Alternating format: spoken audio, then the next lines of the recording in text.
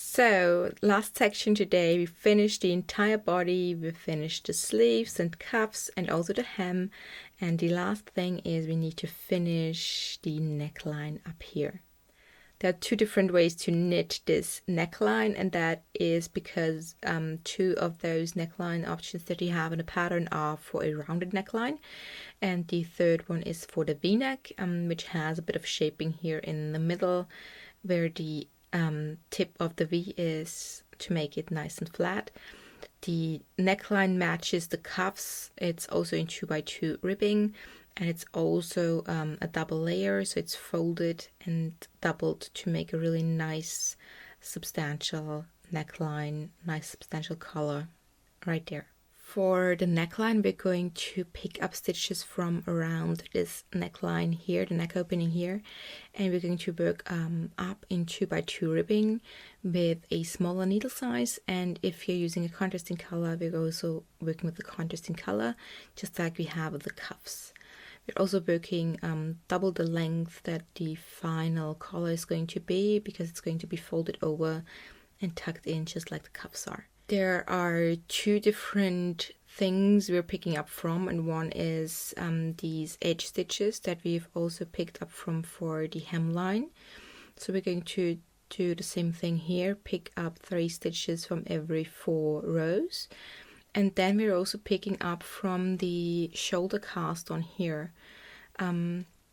So I had a very small shoulder cast on, I think it was just 2 stitches, but for your full size sweater it's going to be more stitches, and for the cast on you pick up 1 stitch per cast on stitch, because there's already like a stitch gauge involved and we're picking up from stitches, not from rows.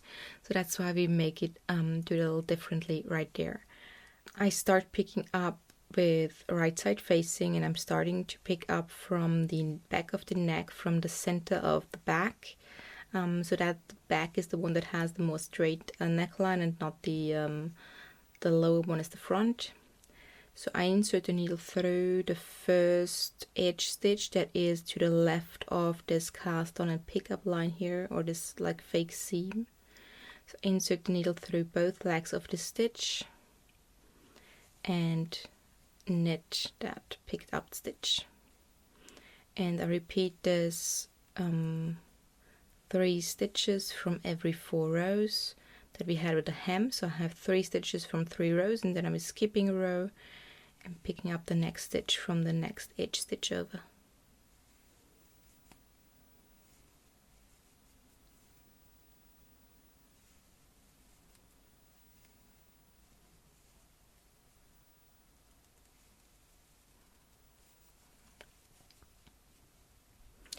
The pattern has the exact number of stitches that you need to pick up from like each section of the sweater, so it makes for a neat transition, and also so it matches the stitch number that we need for the 2x2 ribbing.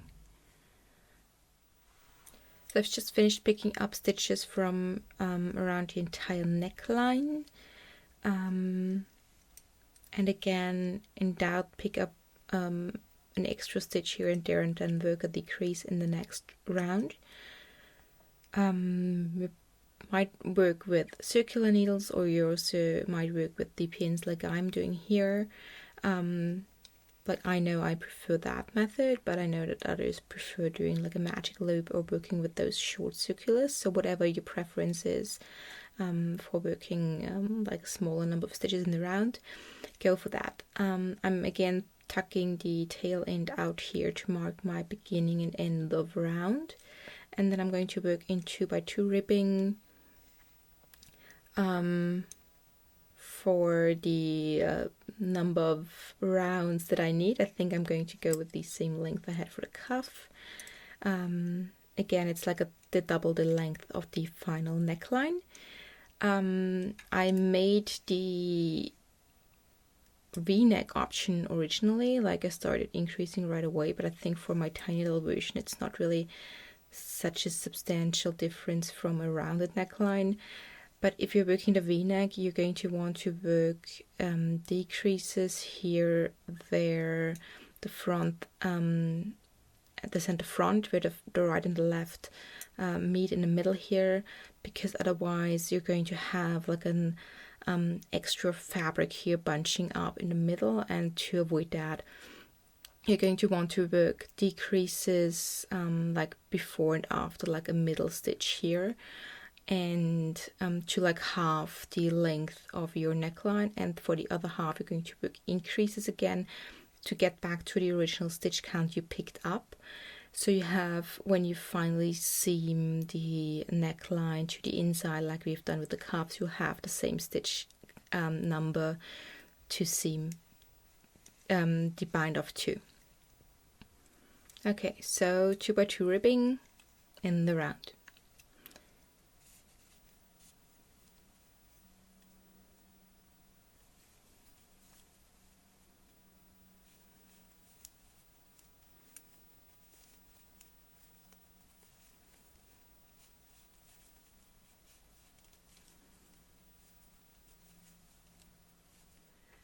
Finished the rows for my neckline, and it looks a bit like it's going to be a turtleneck, but that is because it's still like double the length of what it's going to be in the end. So if you prefer to make like a one single layer neckline, then only knit half the number of rounds and then bind off. So I've knit like the full length, the double length of what my final neckline is going to be like, and I'm now going to bind off in pattern, just like I've done with the cuffs and the hemline before.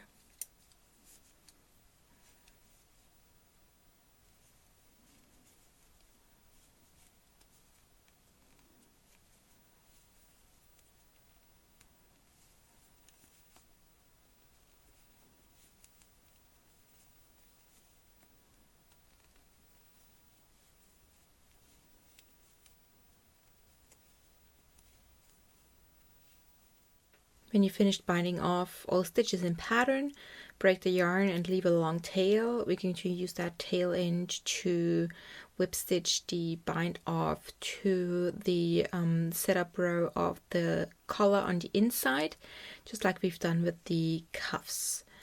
So I've secured my last stitch here by pulling the thread through, and now I'm going to turn my sweater inside out. You can turn like the whole sweater inside out or just the collar, and I'm going to turn this one inside out so I can see the stitches that I picked up from. With the sweater inside out, I'm going to fold the collar in half, so the bind off is right next to where I picked up the stitches for the collar from. And I'm going to just loosely hold it in place with my left hand, and I have a needle here threaded through the tail end of my contrasting color, and I'm going to seam or whip stitch the bind off to the edge stitches of the body where I picked the stitches up for the collar. And I'm going to do this matching the rhythm of picked up stitches, which means I'm going to seam or whip stitch to 3 stitches for every 4 rows. So I'm going to start here with the first knit stitch of the collar, which is here, and if you look go with the unfolded collar, that is here. So this is the first edge stitch that I picked up from. So I'm going through the left leg of this stitch only with my needle, and then I'm going through one leg, the right leg of this first stitch, bind off stitch here from the collar, and pull through. And then I'm going to do the next edge stitch and only the left leg as well, and then the right leg of this next bound off stitch.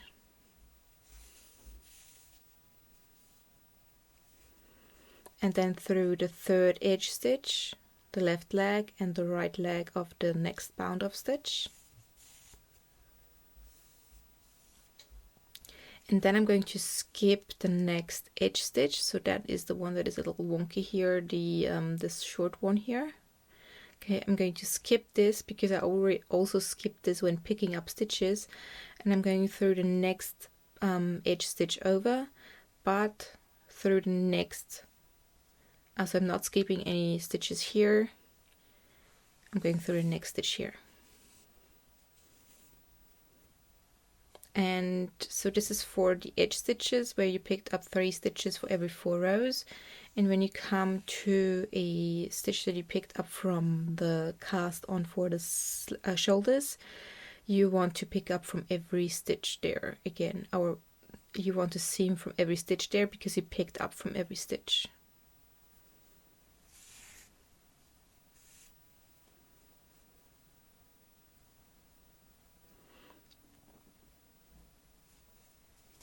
You don't have to do this super tight, so make sure it's not too tight. So it's just to secure it. You don't have to be super tight there. So I'm going to skip this next little one here again. I'm going to go with this one here. And I work like this around the entire collar, or the entire neckline. If you're not sure if you have like the right frequency of whipped stitches from the edge stitches and the bind off stitches, you can have a look at the pattern. So you want the knit and the purl ribs to line up, which means that this knit rib that will be on the inside of the fabric, so these 2 knit stitches should line up with these 2 purl stitches when it's folded over. And these 2 knit stitches here need to line up with these 2 purl stitches when it's folded over. So when you're not sure, that's a good way to check if you're on the right track, and then you can continue seaming or maybe skip a stitch or something like that.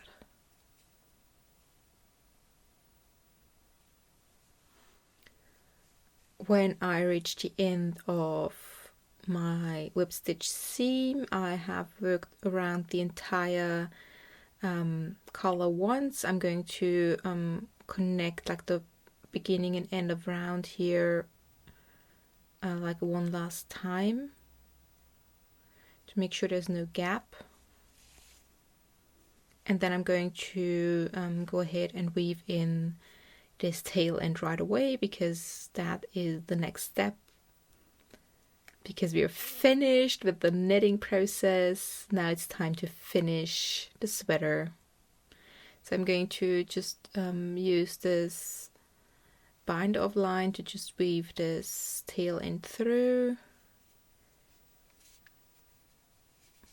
and pull. So I'm going to pull a little further than I need to, and then just loosen it ever so slightly. Then break the yarn, and with blocking it's going to hide in there quite nicely. Okay, let's have a look at the other side, turning it right side out again, and the sweater is finished. So mine still looks a bit like it's a cowl neck, but that is because this is actually worsted weight yarn and the main color is a DK weight, but I thought it looked too nice together that I had to give it a shot. So your neckline should lie a lot nicer and neater than mine does, but I think this little sweater is still plenty cute. So the next steps are the finishing process, so finishing steps, and that is blocking the sweater and then weaving in ends. I prefer to weave in ends after blocking, but you can do it before as well.